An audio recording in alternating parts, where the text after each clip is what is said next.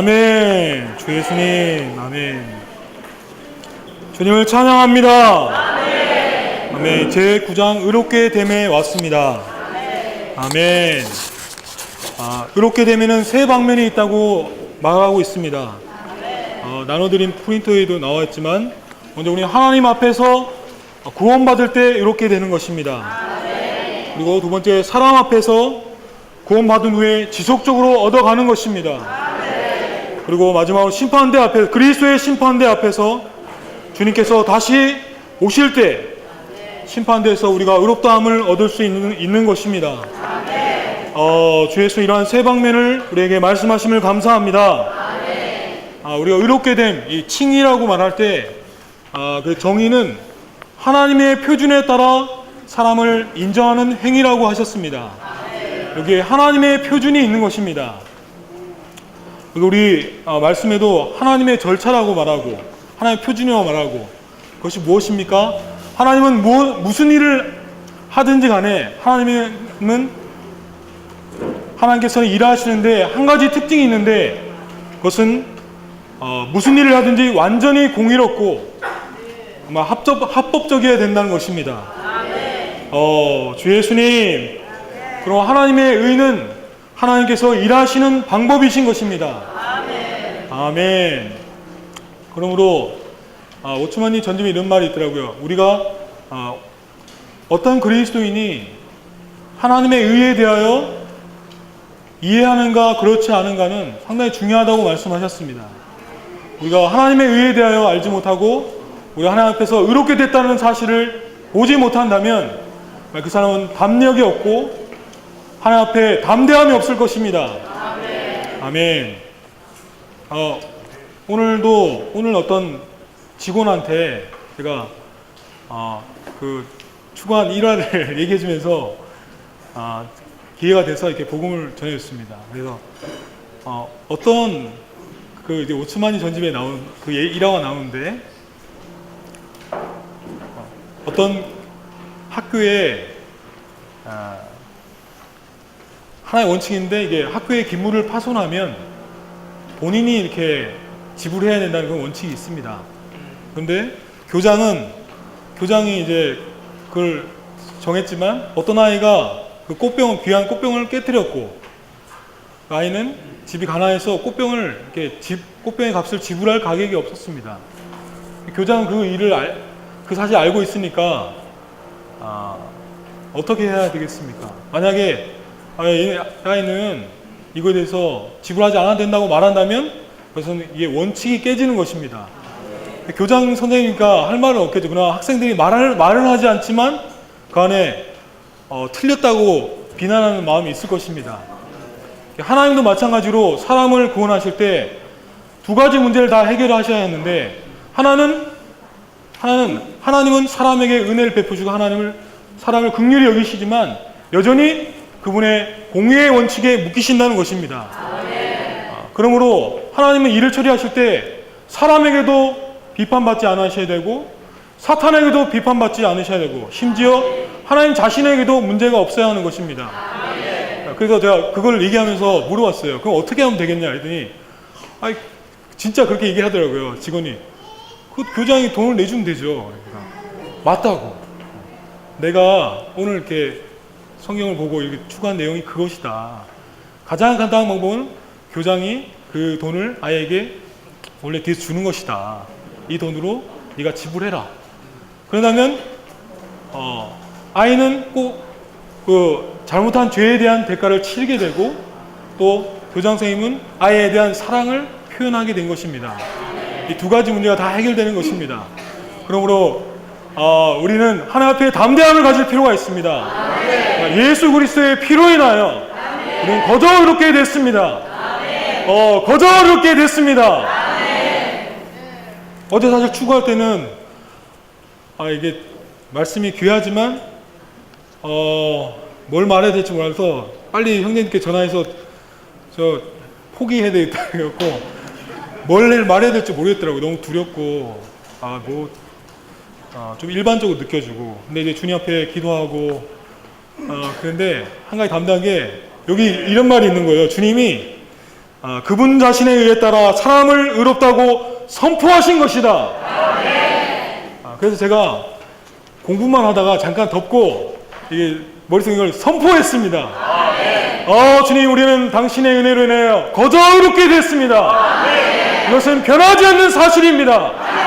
우리가 이것을 보았기 때문에 사탄 앞에서 담대하고 비난하는 사람들 앞에서 담대할 수 있습니다. 하나님이 의롭다 하신 것이기 때문에 우리에게는 문제가 없습니다. 이것에 대해 알지 못한다면 우리는 담대함이 없을 것입니다.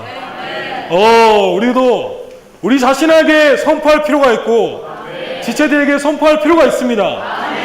가장 먼저 여기 고린도전서 6장 11절 말씀이 나오지 않습니까? 여러분은 주 예수 그리스도의 이름 안에서 또 우리 하나님의 영 안에서 씻어졌고 거룩해졌고 이렇게 되었습니다. 여기 되었다고 말하고 있습니다. 아멘. 이것을 한번 선포해 보시겠습니까? 자, 따라해 보세요. 씻어졌고 거룩해졌고 이렇게 되었습니다. 네, 옆에 있는 형제 자매님께 얼굴 바라보시죠. 형제님, 자매님 다시 하겠습니다. 형제님은 씻어졌고 거룩해졌고 이렇게 되었습니다.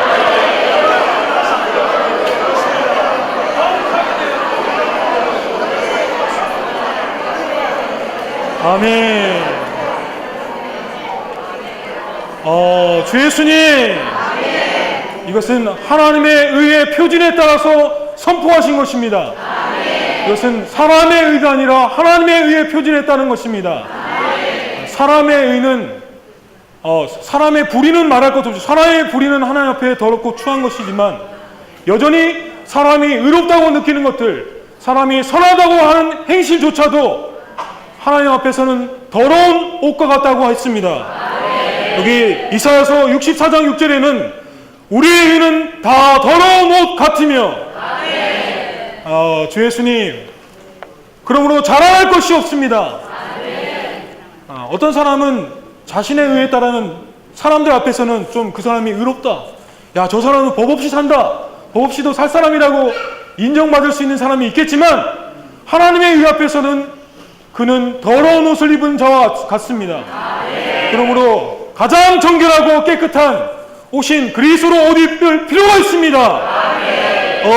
주 예수님, 그러므로 우리는 그리스도와 연합되었고 그리스도와 심지어 동일시 되었습니다.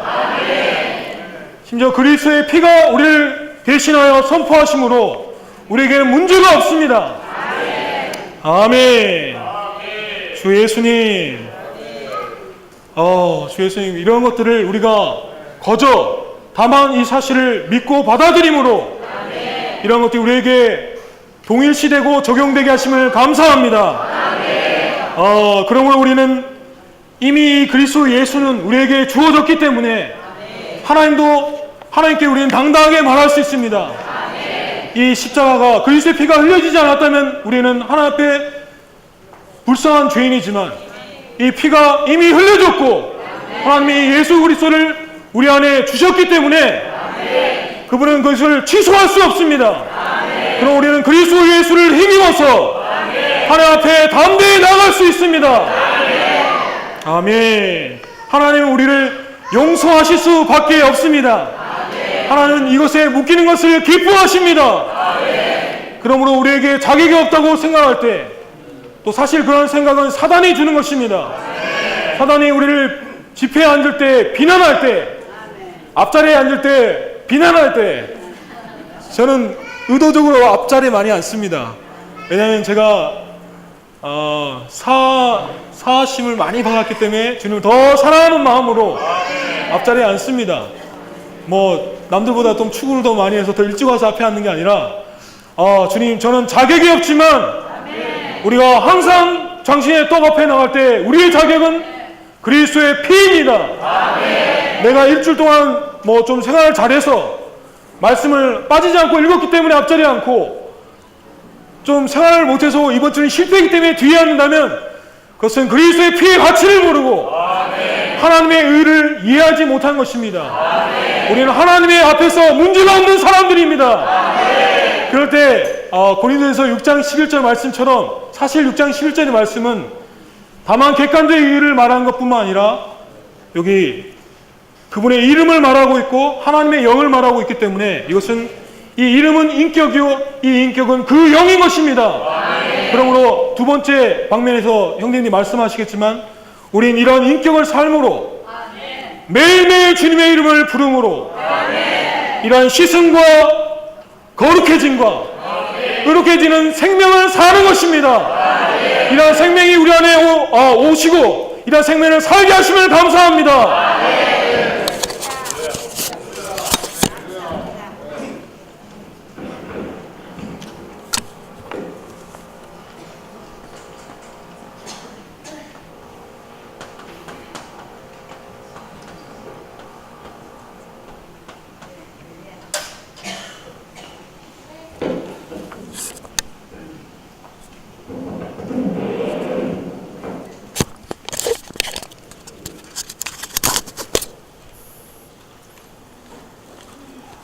형제자매들, 오랜만에 뵙습니다.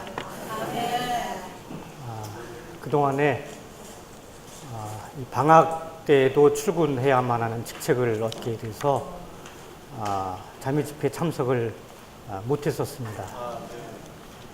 원래 오늘도 출근을 해야 했으나 오전에 일이 있어서 오후에 출근하겠다고 조교 선생한테 얘기를 하고 오늘 집회 참석을 한 겁니다. 겨울방학 때도 동일하게 융통성을 발휘하려고 합니다.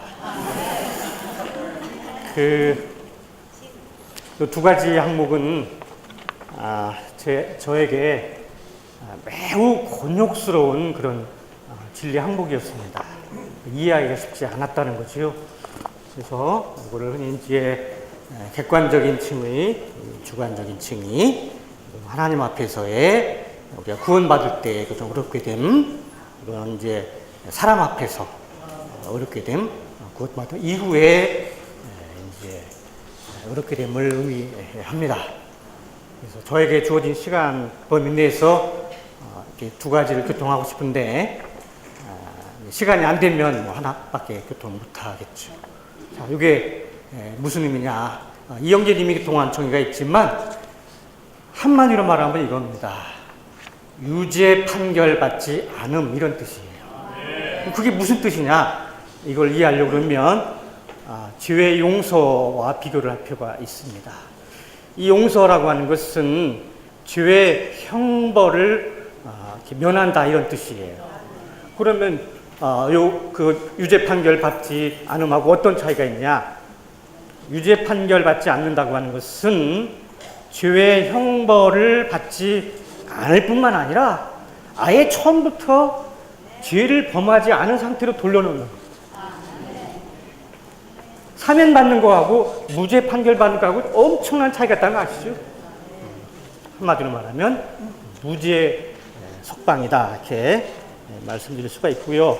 그럼 어떻게 우리가 이렇게 의롭게 됨을 받았냐? 두 가지 절차를 우리가 한번 살펴볼 필요가 있는데, 우리 사람 편에서의 절차 1, 그리고 우리 하나님 편에서의 절차 1을 좀 나눠서 살펴보려고 합니다. 우리 편에서는요, 믿음입니다. 우리 로마서 3장 28절을 우리 주목해야 되는데, 사람이 의롭게 되는 것은 율법의 행위와 상관없이 믿음으로 된다. 이거.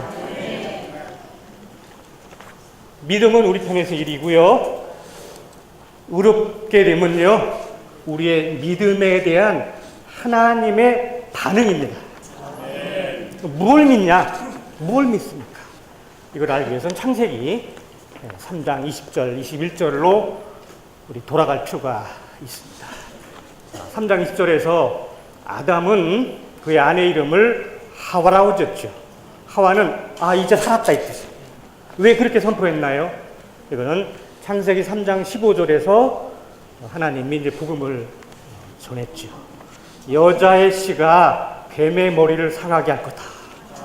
아마 아담은 이 지식나무 열매를 먹었기 때문에 2장 17절에 근거해서 나 이제 죽었다. 굉장히 예민해 있었을 겁니다. 근데 여자의 씨라는 단어를 듣는 순간 아마 눈이 화쩍, 귀가 화쩍 열렸을 거예요. 여자의 씨? 그럼 우리 아내가 애를 낳는다는 거 아닌가? 나하고 이제 우리 아내는 이제 살았다. 이렇게 깨달았을 것이고요. 아마 21절에 가죽옷에 유추해 보면 아마 하나님은 너 안 죽어도 돼. 여기 양이 대신 죽을 거야. 라고 하는 복음을 전했을 겁니다. 어쨌든 이러한 말씀을 그냥 단순히 아멘하는 겁니다. 그냥 단순히 아멘하는 겁니다. 그게 율법의 행위와 상관없지요. 근데 율법의 행위로 의롭게 된다고 하는 그런 진리가 적어도 1000년 이상 지속됐다는 걸 다 알고 계실 겁니다. 그러나 올해가 종교개혁 500주년이지요. 루터가 이거를 해방했음에도 불구하고 제가 느끼기에 여전히 믿음만 가지고 안 된다.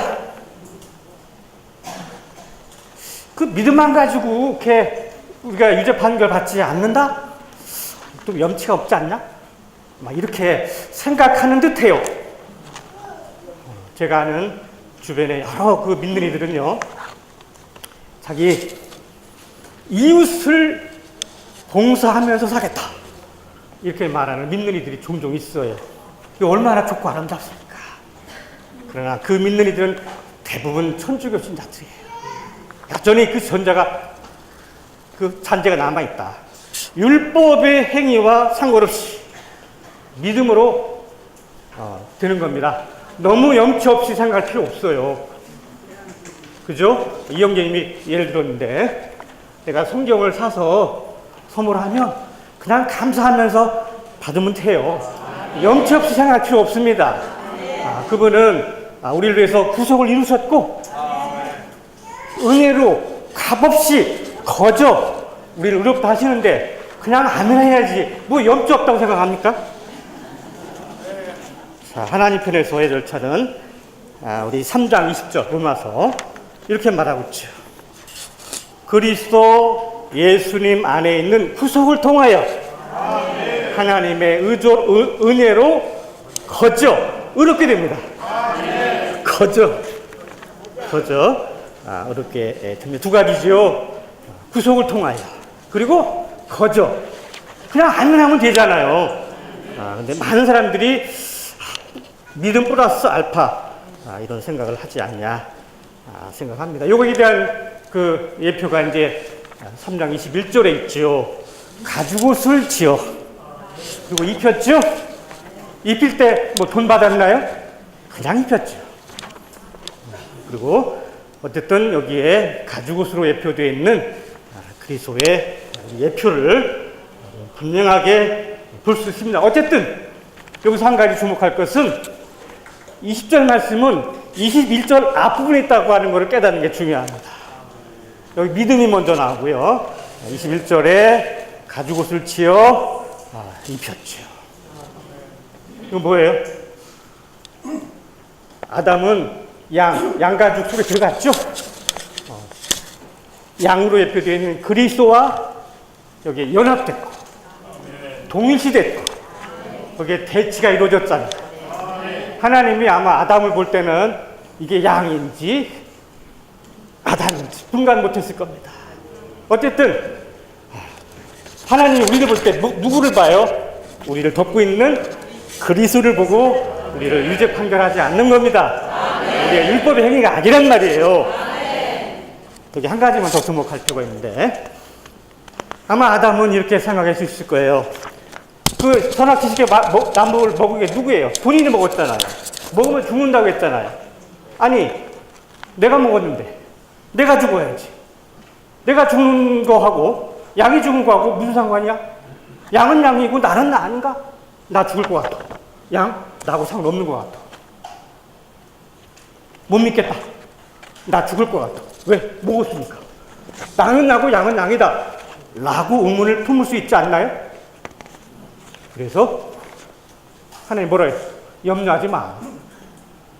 내가 양으로 네 죽음 대신했고 그래서 가지고 지어 입혔잖아. 거기 연합시켰잖아. 내가 너를 양으로 대체했잖아. 너 왜 죽어? 아, 그래도 아닌 것 같아. 그래서 우리 로마서 4장 25절이 중요합니다. 예수님은 우리를 의롭다 하시기 위하여 살아나셨습니다. 너 그래도 못 믿겠냐? 그래도 못 믿겠냐? 우리를 유죄 판결하지 않기 위하여 그분이 부활하셨어. 부활은 우리를 유죄 판결하지 않겠다고 하는 그분의 선포에 대한 확증이자 증거예요. 여기 죄빚을 갚아줬다고 하는 영수증이 있는데 너 그래도 안 믿을래? 참으로 주님께 감사해야 합니다. 얼마나 자상한 배려냔 말이에요. 1분밖에 안 남았기 때문에. 자, 이거는요. 자, 그럼에도 불구하고 우리 교회 생활 안에 문제가 많죠. 우리 형제님들이 오셔서 우리 교회 안에 많은 문제의 원인은 그리스도의 부족이다. 다 알고 계시죠? 알면 뭐합니까? 우리 고린도 교회에 문제가 많다는 걸 알아요. 그래, 우리는 그 정도는 아니야. 그러나 제가 30여 년의 체험을 볼 때 그렇게 생각한다면 이건 사도 남무라는 거예요. 드러나지 않았다 뿐이지 별반 차이가 없습니다. 자, 중요한 거는 바로 불의하지 않으신 바로 우리의 참된 의신, 인격이신 그리스도의 부족이에요. 그래서 세 가지 말씀 주목해야 합니다. 고린도서 1장 30절 그리스도는 하나님에게서 나와서 우리에게 의가 되셨다. 우리가 왜 그렇게 불의하고 부당하고 상처 주고받고 해요? 그리스도가 부족해서 그래요. 그리스도가 우리 안에 증가되어야 됩니다. 고린도후서 5장 21절 우리가 하나님의 의가 되어야 됩니다. 그리스도가 더 증가되어야 된단 말이죠. 어느 정도까지 증가되어야 됩니까? 로마서 5장 29절을 주목하시기 바랍니다.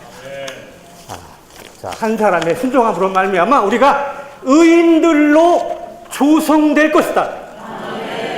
조성될 때까지 그분으로 증가되어야 우리는 불의하지 않고 상처 주지 않고 그분을 더 아름다운 미덕으로 표현되지. 그렇지 않아요? 다 알아. 그리스도 우리 교회 안에 문제가 많은 게 그분의 부족이라고 하는 걸 다 아는데요. 그분을 더 얻어야 되고 그분이 더 증가되어야 되고 심지어 그분으로 조성될 때만이 교회 안에 문제가 사라진다. 아멘 하시죠? 일단 저 안에서 저부터 아멘 하겠습니다.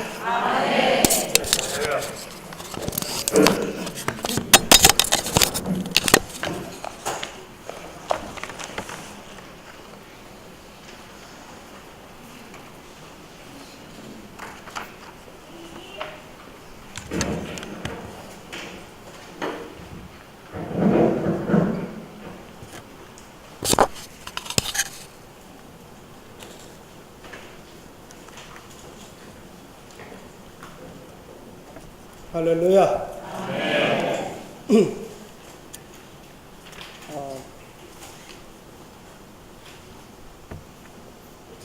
하나님은 의로우신 분이시죠. 그래서 뭐라고 얘기했냐면 시편 89편하고 97편에서 말씀하실 때 의와 공의가 하나님의 보좌의 기초라고 말씀하셨습니다. 의와 공의 할 때 의는 자신이 올바른 것입니다. 공의는 판단을 내릴 때 공평하게 판단을 내린다는 뜻입니다. 학교에서 이제 선생님들이 이렇게 아이들한테 담배 피지 말라고 그러면 아이들이 뭐라고 하는지 아세요? 자기는 피면서. 그래서 이게 담배 피지 말라고 할 때 말빨에 안 쓰는 것은 본인이 안 피면은 말빨 딱 쓰는데 제가 피지 말라고 아이들이 깜짝 못합니다.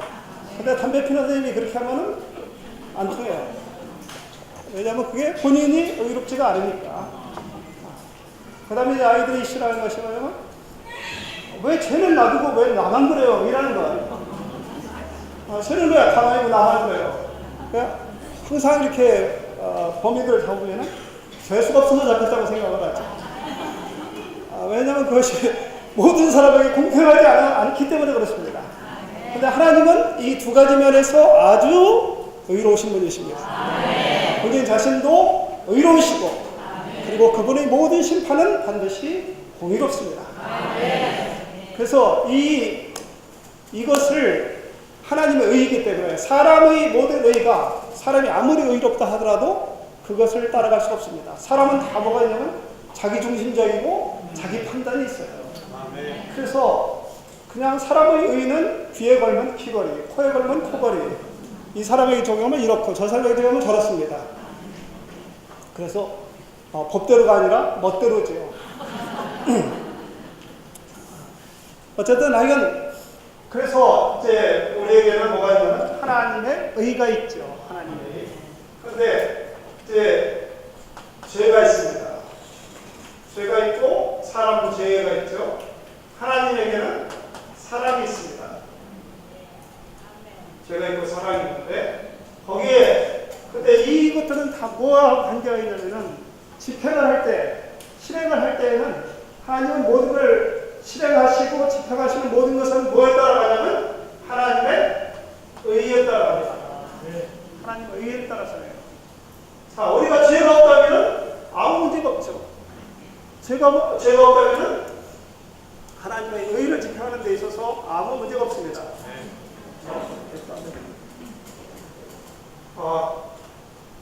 또 둘째로는 하나님에게 사랑이 없다면 아무 문제 없습니다. 그냥 죄를 졌으면은 그냥 불못을 건지면 되는 것이고, 아니면은 용서해주면 되는, 그냥 놔두면 되는 것이잖아요.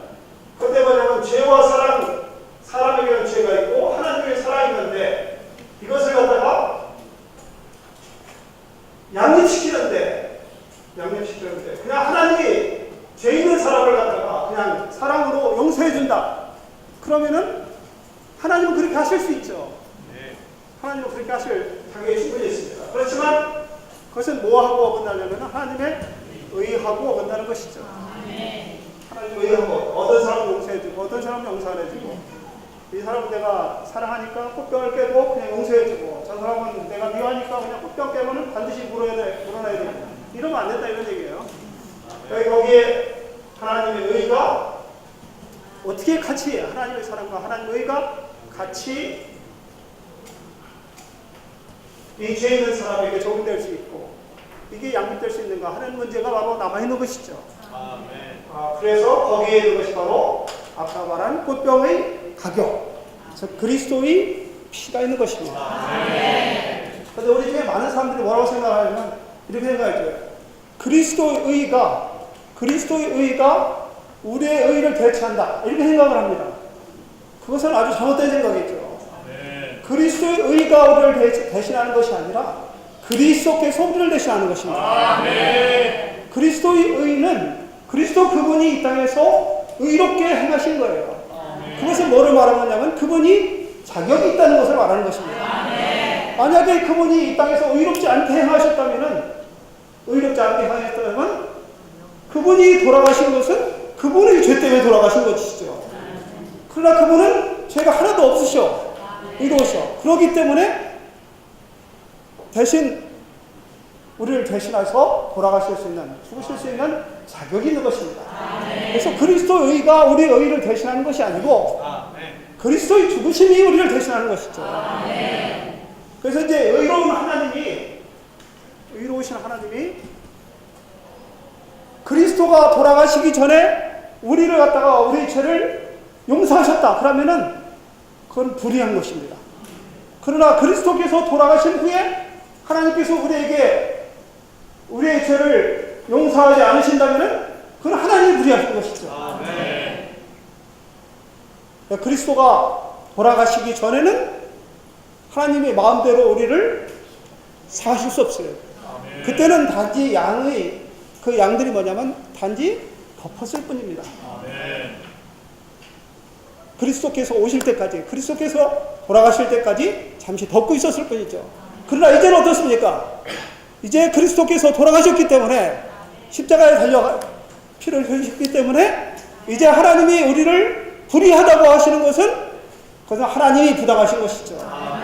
이제는 그분이 그렇게 하시고 싶어도 그렇게 하실 수가 없어요. 이제는 하나님이 우리를 의롭다 하실 수밖에 없는 것입니다. 주 예수님. 그래서 그분의 은혜로 말미암은 사랑과 그리고 하나님의 의가 그리스도의 죽으심으로 말미암아 우리에게 적용이 되었습니다. 할렐루야. 로마서 3장 25절 26절에 보면은 이렇게 되어 있습니다. 하나님께서 이전에 사람들이 지은 죄들에 대하여 오래 참으시면서 지나쳐 가심으로 그분의 의를 나타내시기 위한 것이며, 지금 이때 26절, 지금 이때 그분의 의를 나타내셔서 자신도 의로우시며 또한 예수님을 믿는 사람도 의롭다고 하시기 위한 것입니다.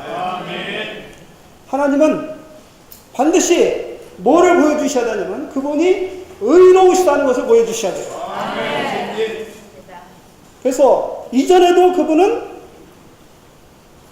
자신의 의를 나타내셨고, 또 지금 이때에도 26절, 지금 이때에도 그분은 그분의 의를 나타내신 것입니다. 어떻게 나타내셨냐? 그분 자신이 의롭고 예수 믿는 사람도 의롭다고 하신 것, 이것이 바로 하나님의 의로우신 것입니다. 그분은 의롭고 우리는 의롭지 않다. 그러면 하나님의 의로운 것을 나타내지 못하신 거예요. 그분이 의롭다, 우리를 의롭다고 하신 것이 바로 하나님의 의로우심을 나타내신 것입니다. 우리 형제자매님들 거기 편안을 가지셔야 됩니다. 우리는 하루하루에 어떤 사탄의 많은 송사들로 인해 가지고 두려움을 갖지 말아야 됩니다. 우리가 의롭다고 하는 것, 하나님의 의롭다고 하신 것이 바로 하나님의 의로우심을 나타내신 것입니다. 그것이 바로 하나님을 위한 것입니다. 주 예수님. 근데 이제 우리는 지금 교회 생활 가운데 교회 생활을 하고 있는데, 이 교회 생활 가운데서 주님은 이제 마태복음에서 이렇게 왕국한 법을 선포하실 때 뭐라고 말씀하셨습니까? 너희 의가 바리새인들의 의보다 더 낫지 않으면 이 천국에 들어갈 수 없다, 이렇게 말씀하셨잖아요. 이제 주님은 우리에게 뭐를 요구하시냐면은 우리의 의가 바리새인의 의보다 더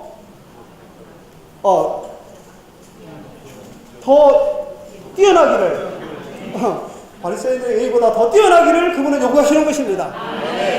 그것은 무엇을 통해서냐면은 바로 그분의 생명에 의한 것입니다. 로마서에 보면은 이런 말씀이 있죠. 로마서 5장 18절에 보면, 그러므로 한 범죄를 통하여 모든 사람이 유죄 판결을 받은 것 같이 의로운 한 행동을 통하여 모든 사람이 생명을 얻도록 의롭게 되었습니다. 생명을 얻도록 의롭게 되었습니다, 이렇게 되어 있는데, 그것은 뭐냐면 생명이 의롭게 되심, 생명의 의롭게 되심에 도달했다, 이런 말입니다. 의롭게 되심이 어디에 달려있냐면 생명이 달려있어요. 생명이. 그래서 우리가 지금 이제 이 교회 생활 가운데서 의롭게 되는 것은, 우리는 무슨 생각을 의롭게 되면 이제 의롭다 함을 받았고, 이제 새로 사실 의롭다 함을 받았다는 것은 정확한 해석이 아닙니다. 의롭게 되는 것이 정확한 해석입니다. 의롭게 되는 것이, 의롭지도 않은데 의롭다 함을 받았다는 것이 아니라 의롭게 돼버린 것입니다. 아까 우리 정래 형님이 그렇게 하신 것처럼 의롭게 돼버리신 거예요. 근데 이 의롭게 된 사람은 마땅히 지금 의롭게 되는 그러한 삶을 살아야 되는 것이죠. 근데 그것은 뭐로 말하는 것이냐면, 첫 번째로는 그분의 생명에 의해서인 것이죠. 근데 그 생명은 아까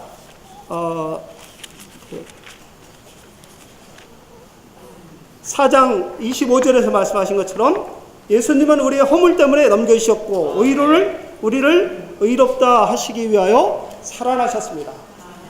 이 생명은 무엇에서부터 나온 것이냐면 그분의 부활로부터 나오는 것입니다. 그분의 부활로 말미암아 우리가 그분의 생명을 얻어서 이 생명으로부터 우리는 의롭게 되는 생활을 하는 것이죠. 이제 우리가 늘 얘기하지만 시편 45편에 보면은 두 종류의 의복이 있다고 그랬죠. 두 종류의 옷이 있는데 하나는 무슨 옷이라고요? 금으로 수놓은 옷이 있고 또 하나는 수놓은 옷, 아주 섬세하게 수놓은, 그것은 이 계시록에 가면은 그것은 세마포 옷인데 그 세마포 옷은 성도들의 의로운 행실이다 이렇게 말씀하셨습니다. 바로 이 주님은 우리가 이 세마포를 입은 사람은 어디를 가게 되냐면 결혼잔치에 참여하게 되죠. 이제 마지막에 주님과의 그 결혼잔치에 참여하게 되는데 이 결혼잔치에 참여하게 될 의복인 것입니다. 주님은 우리가 모두 다 그분의 결혼잔치에 참여하기를 원하십니다. 주 예수님, 우리가 교회생활 가운데서 우리는 뭐를 보여줘야 되냐면 많은 사람들 가운데서 의로움을 보여주셔야 되는 거죠. 그런데 그 의로움은 우리의 주님의 생명으로 인한 의로움인 것입니다. 이제 우리가 이렇게 오늘 그 말씀을 보면서 저는 그런 생각이 들더라고요. 3번에 보면은 그리스도의 심판대 앞에서 의롭게 됨.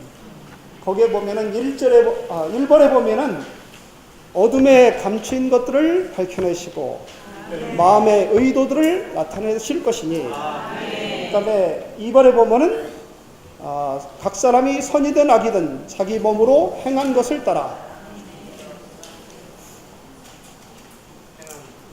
우리 그리스도인들은 하나님은 어떻게 의로우시냐면요. 먼저 자기의 집을 먼저 정결하게 하십니다. 이스라엘 백성들을 하나님께서 먼저 이스라엘 백성들을 징계하시고 그 다음에 이방을 갖다가 심판하셨습니다. 우리는 반대죠. 손은 안으로 굽는다고 우선 수제 쪽 뻗칠 수 있는 저 바깥에 있는 것을 먼저 처리하고 그 다음에 이렇게 안쪽을 처리하지만 하나님은 그렇지 않으십니다. 하나님은 이스라엘 백성들을 먼저 심판하시고 먼저 징계하시고 이방을 심판하셨습니다. 앞으로 그리스도의 심판대가 먼저 있습니다. 믿는 이들을 먼저 심판하실 것입니다. 근데 그 믿는 이들을 심판하실 때 뭐라고 말씀하셨냐면 어둠에 감추인 것들을 밝히 드러나신다. 그것은 우리 존재가 어떠함에 대해서 심판하시는 것입니다. 마음의 의도들을 나타낼 것이다. 우리는 행실이 좋아도 우리의 의도는 그렇게 순수하지 않을 수가 있죠. 그래서 성도들에게 잘 보이기 위해서, 성도들에게 좀 영적으로 보이기 위해서 우리가 행동을 어떻게 할 수가 있습니다. 그러나 그분은 그 의도를 다 아시는 것입니다. 저 예수님, 그렇기 때문에 우리는 뭘 해야 되냐면은 우리가 밖으로 나타난 것으로 함부로 심판하지 말아야 됩니다. 거기 1절에 그 1번에 보면은 이렇게 말씀하셨죠. 나를 판단하시는 분은 주님이십니다. 그러므로 때가 이르기 전 주님께서 오실 때까지 아무것도 판단하지 마십시오. 오직 이 땅의 심판자는 오직 주님밖에 없으십니다. 의로우신 분은 오직 주님밖에 없으십니다. 그래서 우리는 교회생활 가운데서 성도들을 판단하는 것이 가장 주님을 갖다가 주님의 주권을 갖다가 침해하는 것입니다. 그 판단은 누구만 하실 수 있는 오직 주님만 하실 수 있는 것입니다. 그래서 이 성도는 이렇구나 저 성도는 저렇구나 우리가 함부로 판단하면 안 됩니다. 왜? 우리는 의도를 알 수 없기 때문에 우리는 감추인 것을 알 수 없기 때문에 우리는 다만 주님 앞에서 우리 자신이 주님 앞에서 올바르게 서야 되는 것이죠. 주 예수님 그리고 우리의 모든 자기 몸으로 행한 것들 즉 우리의 모든 행실 우리의 모든 일이 그분의 심판대 앞에서 심판을 받게 될 것입니다. 자, 주님은 먼저 우리를 의롭게 하셨습니다. 그리고 그분 자신이 하나님의 의가 되셨습니다. 그리고 이제는 우리가 하나님의 의가 되기를 원하십니다.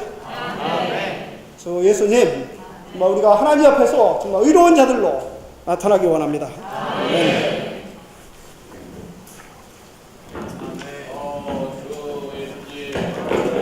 468장 두 절만 불러보실까요? 5절과 6절.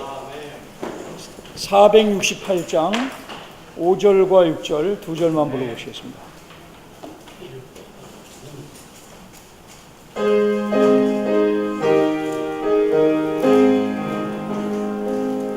난 매일 심판대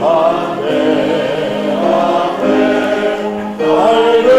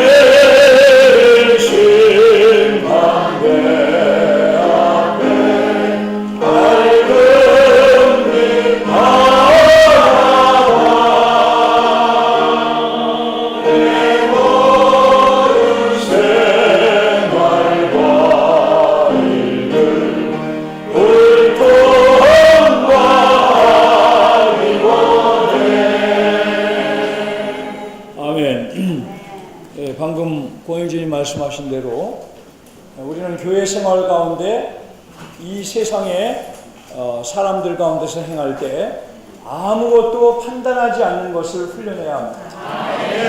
왜냐하면 우리가 볼 수 있는 것은 보이는 밖에 드러나는 것이죠.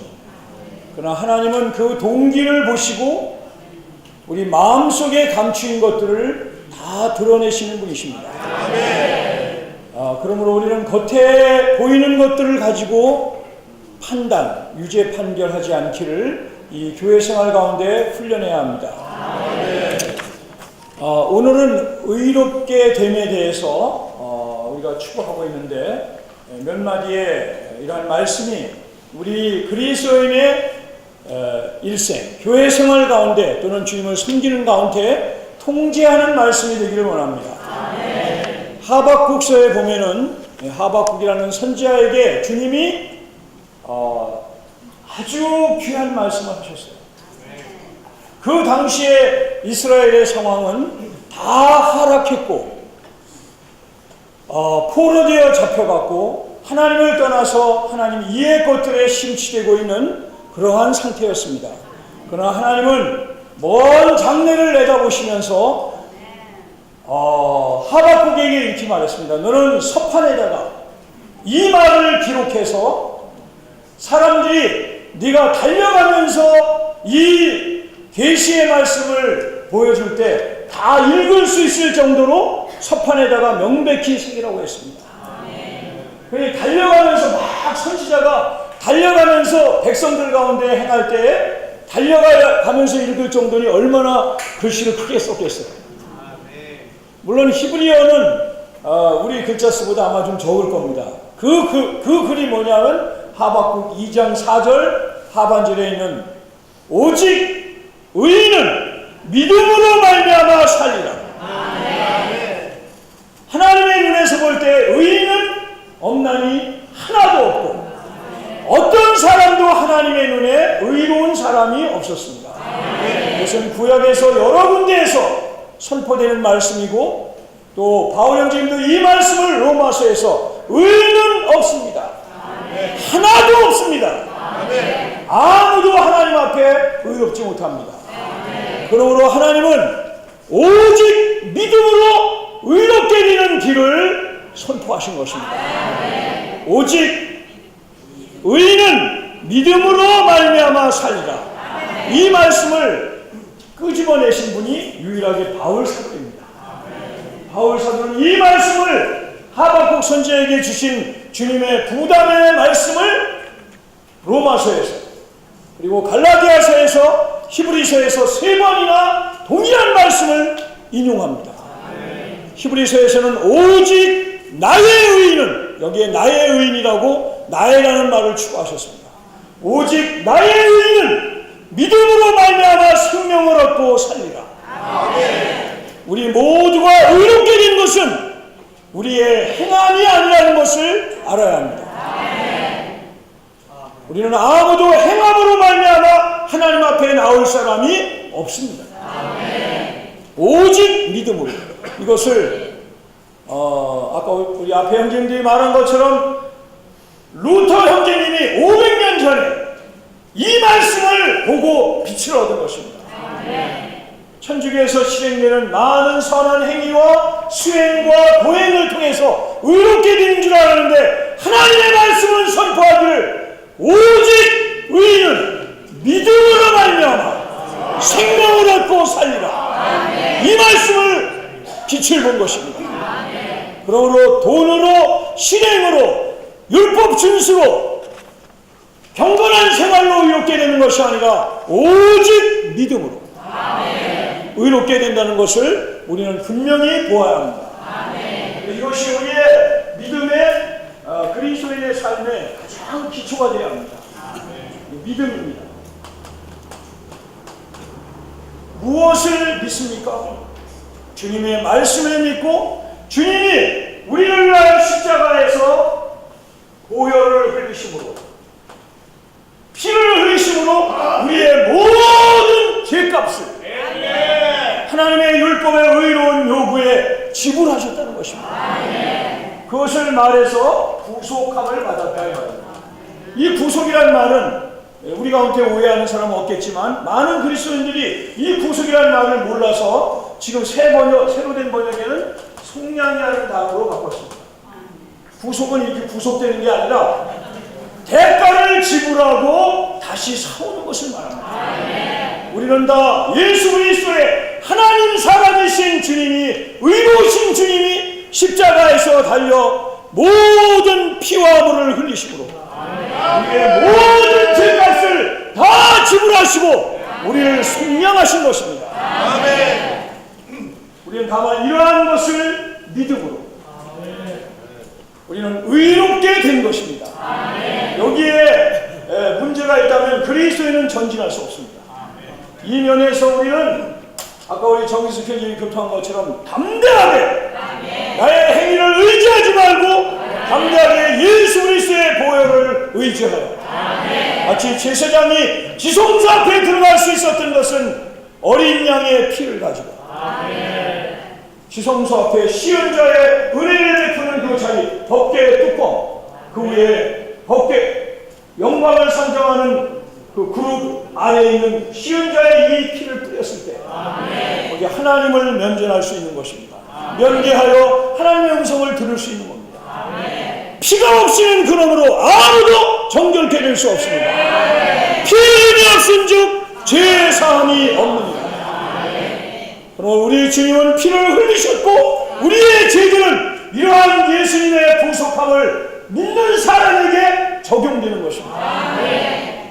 모든 만민을, 심지어 만물을 위하여 피를 흘리셨지만 이것을 보고 믿는 사람만이 구속함을, 속량함을 얻고 체험하고 누리는 것입니다. 이 믿음은 너무나 보배로운 것입니다. 여기에 이러한 믿음에 문제가 있는 분은 아마 한 분도 없을 겁니다. 우리는 다 우리 주 예수 그리스도의 이름으로 그분의 영 안에서 우리는 구원을 받았습니다. 의롭게 됨을 얻었습니다. 여기에 문제가 없습니다. 자, 그러면 주님이 이렇게 우리를 의롭게 하신 것은 목표가 있습니다. 그 목표는 이렇게 의롭게 됐으니까 마음대로 못하고 뭐 자유함은 없고 마음대로 해가다가 죽으면 천당 간다. 이게 아닙니다. 그러면 큰 문제가 생깁니다. 우리 하나님은 의로우신 하나님이시요 공의의 하나님이시요 정의로운 하나님이십니다. 그렇기 때문에 어떤 사람의 행동과 이러한 것으로는 이 믿음에는 도달할 수 없습니다. 이것은 다만 주님이 이루신 것을 받으면 되는 거예요. 그러나 이제 이렇게 구속함을 속량함을 받은 그분의 핏값으로 사온 우리 그리스도인들이 이제 생활이 남아있어요. 이 생활을 마음대로 여기 생활이 남아있어요.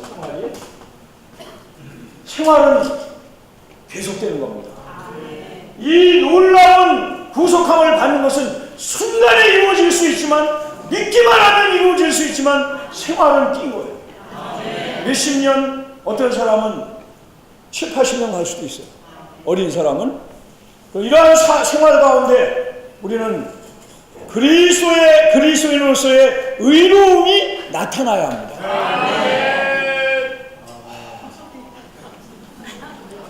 자, 모든 것에서 우리는 의로워요. 자, 우리 여기에 추궁할 때 여러분의 남편이 여러분을 의롭다 할 수 있는가? 아내에게 남편이 당신은 의롭습니다. 라고 말로는 하지 않지만 속에서 저 사람은 의롭다. 라고 할 수 있는 사람은 정상적인 이 놀라운 믿음, 생명, 이 얻은 바 생명, 얻은 바 구속함에 근거한 그러한 생활을 하고 있는 거예요. 그러니까 동일한 그리스도인이지만 나는 당신을 인정 못해. 남편과 아내가서 나는 당신을 인정할 수가 없어.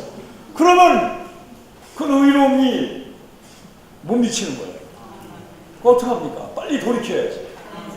그러므로 남편이나 아내가 송곳같이 지적할 때 어떻게 해야 되냐? 빨리 주님에게로 돌이켜야 돼요. 그냥 고집하면서 자기의 어떠함을 따지면 안 되는 거예요. 남편과 아내 사이뿐만 아니라 동료 직원 가운데서 또는 친구들과 친척들 가운데서 많은 경우에 우리의 경솔한 말 한마디가 잘못된 한 행동이 의롭지 못하게 나타나므로 우리는 예수 그리스도의 증거에서 미달될 때가 너무나 많습니다. 그러므로 여기는 우리의 과거죠. 그러나 현재 생활은 깁니다. 이 현재 생활은 장차 그리스도의 심판대 앞에서 우리가 어떠한 상을 받느냐 아니면 벌을 받느냐를 이 생활과 또한 일꾼들은 그 일의 심판을 받게 돼요. 여기 아주 분명한 이 말씀이 그리스도인은 심판이 없다. 그거는 완전히 잘못된 거예요. 우리 그리스도인은 사도 바울을 포함하여 사도 바울이 포함되면 포함 안 될 사람 아무도 없어요. 하나님이 분명히 말씀하셨는데 이는 우리가 다 반드시 그리스도의 심판대 앞에 드러나 각각 그 몸으로 행한 것을 따라 상을 받을 수도 있고 벌을 받을 수도 있습니다. 로마서 14장에서 바울은 지금 또 한 번 강조하셨어요. 우리가 다 하나님의 심판대 앞에 서게 될 것입니다. 잊지 말으셔야 돼요. 로마서 14장 10절 그 다음에 고린도후서 5장 10절 이 두 마디의 말씀은 모든 그리스도인과 그리스도인 사역자들이 반드시 하나님의 심판대 또는 그리스도의 심판대에 서서 상과 벌을 받는다는 것을 우리의 생활 가운데서 나타난 그 의에 따라서 심판을 받는다는 것입니다. 그러므로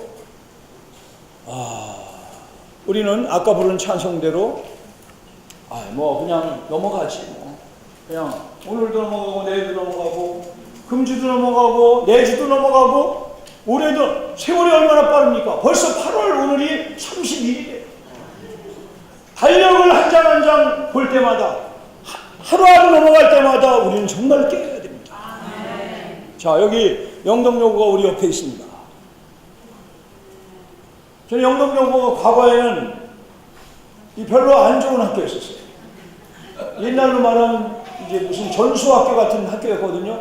근데 이게 이제 학교가 이게 뭐가 됐다고 그러죠? 하여튼 평준화가 되면서 또 분당이 개발되면서 학부모가 아이들을 실어나르는데 말도 못합니다. 토요일이든 주일이든 평일이든 하여튼 아이가 끝날 때를 무섭게 기다려서 딱 대기하고 있다가 태워가지고 가고 태워다 주고. 왜 그렇습니까? 좋은 대학교 보내려고. 그럼 3년 동안 어떤 애들은 똑같은 영덕여고 학생이에요. 우리는 똑같은 그리스도인입니다. 똑같이 그리스도인의 생활 가운데서 수고하며 일하는 사람들이에요. 어떤 학생은 시작부터 끝까지 스마트폰을 본다든지 또는 어디 놀러 갈 생각만 한다든지 이런 학생과 성실하게 시간을 보내고 노는 시간도 전략해서 단어를 외우고 선생님 말씀을 이렇게 잘 듣고 받아 적고 흡수하는 학생과 시험을 보는 날 드러나는 거예요. 자, 그러면 저는 이런 생각을 합니다. 지금 우리는 여기서 말씀도 전하고 그리스도의 생활을 오래 해왔지만 그날 하나님과 그리스도의 심판대 앞에서 누가 상을 얻을지 아무도 모르는 겁니다. 그러므로 이름 없이 빛도 없이 사람이 알아주든 알아주지 않든 그리스도의 인격 안에서 영을 쫓아 행하는 사람들은 그날 상을 받는 거예요. 그 상은 천년을 좌우하는 상입니다.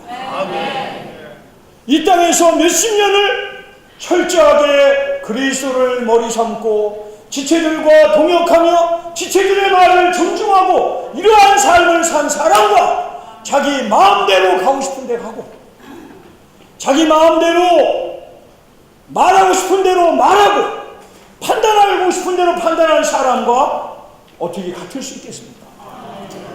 바꿔 말해서 바울 형제님도 동일한 믿음으로 구원을 받았습니다.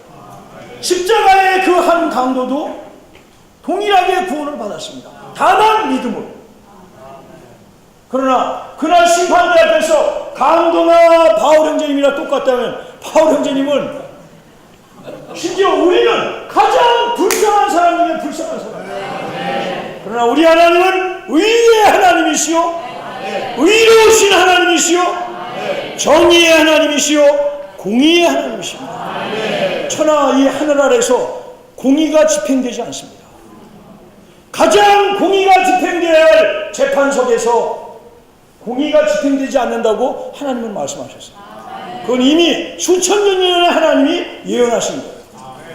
그러면 의는 어디에 있습니까? 오직 우리의 의이신 그리스도만이 의이시고 정의이십니다. 이분을 우리는 끊임없이 주의 이름을 부르므로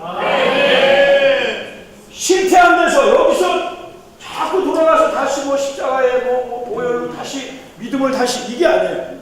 이 다름질하는 과정에서 다름질 여기 시작되지 않습니까? 보좌를 향해서 가는 다름질 가운데 우리가 뛰고 있는 거예요. 지금 다 원튼 원치 않든 어떤 사람은 여기 왔을 거고 어떤 사람은 출발선에 아직도 있을 거고 어떤 사람은 한참 달리고 있을 거고. 자, 그럼 달리다가 넘어졌으면 어떻게 다시 돌아와서 또 달려야 됩니까? 넘어진 곳에서 일어나서 주님의 보혈로 정결함을 적용하고 일어나서 다시 달려야 하는 것입니다. 그래서 결국은 심판대 앞에 빛을 바라보면서 사람이 나를 어떻게 평가하든 오해하든 염려하지 말라. 찬송가 중에 그런 찬송이 있습니다. 그날에는 오해 비방 받을 수도 없다네. 이날에는 이 심판대 이후에는 오해하려도 오해할 수가 없어요. 비방을 하려도 비방을 받으려도 받을 수가 없어요. 다 부활 안에서 그러한 걸 초월하게 되어 있습니다. 이 땅에서 십자가를 기쁘게 지고 가는 것입니다. 우리가 이러한 교회 생활이 회복된다면 교회 생활은 의의 생활입니다. 하나님의 나라는 먹는 것이나 마시는 것이 아니요 오직 그 영 안에서 의와 화평과 희락이라.